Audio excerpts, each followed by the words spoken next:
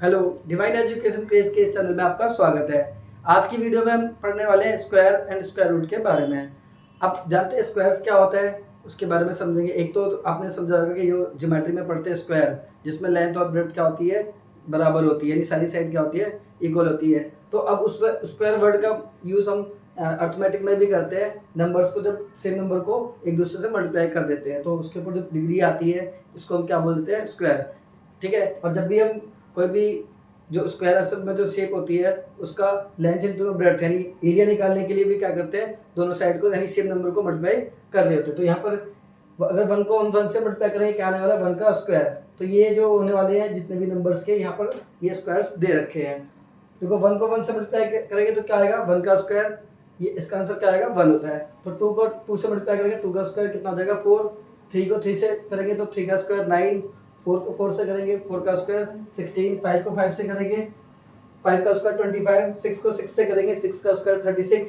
Seven का square 49। इस तरीके से आपको यहाँ पर 25 तक के स्क्वायर दे रखे हैं। तो जब भी हम सेम नंबर को यानी एक नंबर को सेम नंबर से मल्टीप्लाई कर देते हैं तो जो भी आंसर आता है वो क्या कहलाता है, उसका स्क्वायर कहलाता है। तो यहाँ पर जितने भी ये नंबर यहाँ पर दे रखे हैं 1 4 9 16 25 36 49 64, ये जितने भी यहाँ पर जो वैल्यूज आ रखी है, ये जो नंबर है इन नंबर्स का क्या है, स्क्वायर है। इन नंबर्स का क्या है, स्क्वायर है। तो इन नंबर्स को क्या कहा जाता है, परफेक्ट स्क्वायर नंबर बोला जाता है। यानी ऐसे नंबर जो किसी ना किसी नंबर का स्क्वायर होते हैं, इनको क्या बोला जाता है, परफेक्ट स्क्वायर नंबर।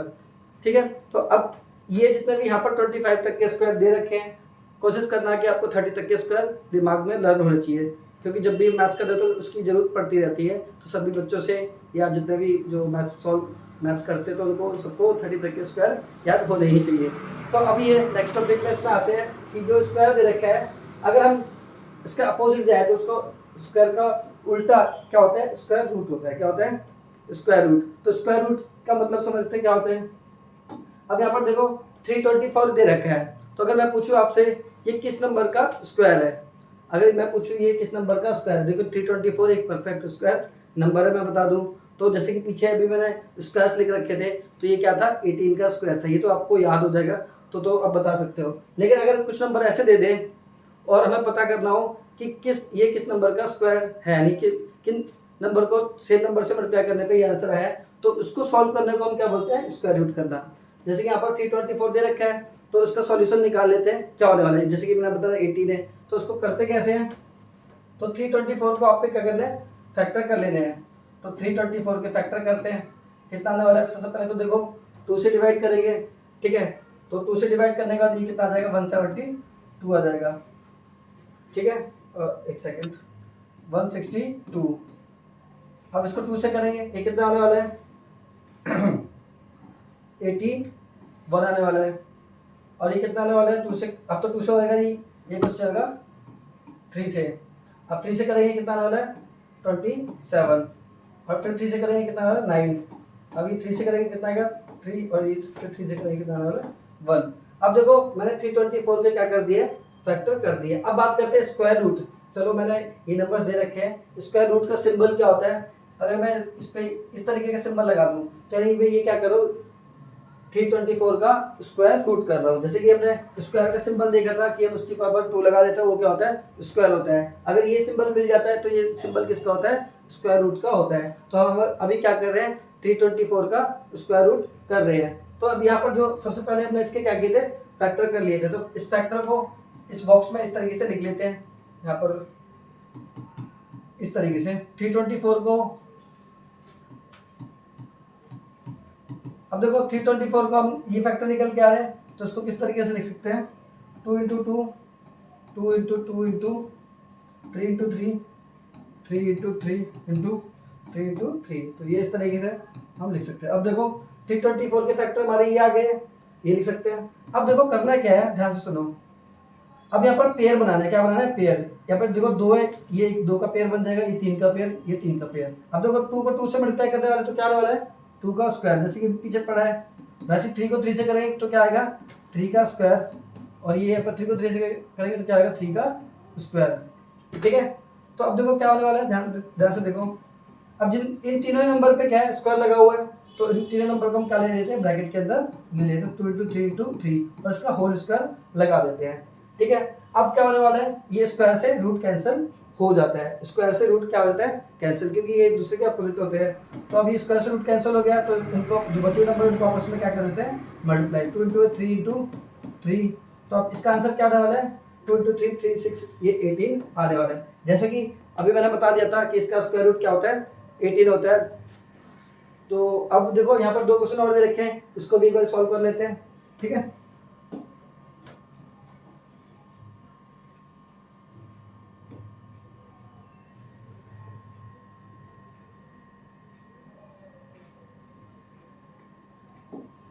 ये 225 दे रखा है, इसका हम क्या करेंगे, स्क्वायर रूट करेंगे। तो सबसे पहले हम इसके फैक्टर कर लेते हैं, इसके भी 225 के। तो 225 का क्या करना है, स्क्वायर रूट, तो इसके भी क्या कर लेंगे, फैक्टर। तो फैक्टर यहाँ पर साइड में कर लेते हैं 225। अभी सबसे पहले किससे डिविजिबल है, 3 से। ठीक है, तो 3 से इसको डिवाइड करेंगे, कितना आने वाला है,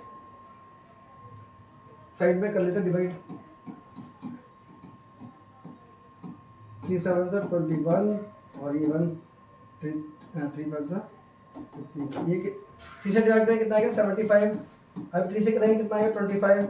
अब ये 5 से करेंगे कितना आएगा, 5, और ये 5 से करेंगे, ये बनाना है। तो यानी ये 225 के फैक्टर क्या होने वाले हैं, इसको इधर लिख लेते हैं रूट के अंदर ही। तो 3 × 3 × 5 × 5।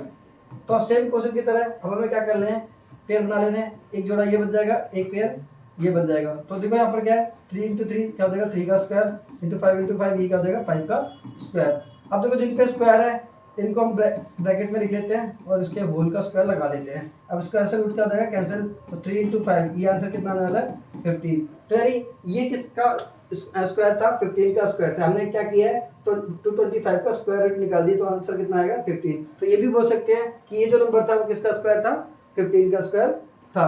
अब एक और नंबर कर लेते हैं यहाँ पर 484, तो इसको भी सॉल्व कर लेते हैं।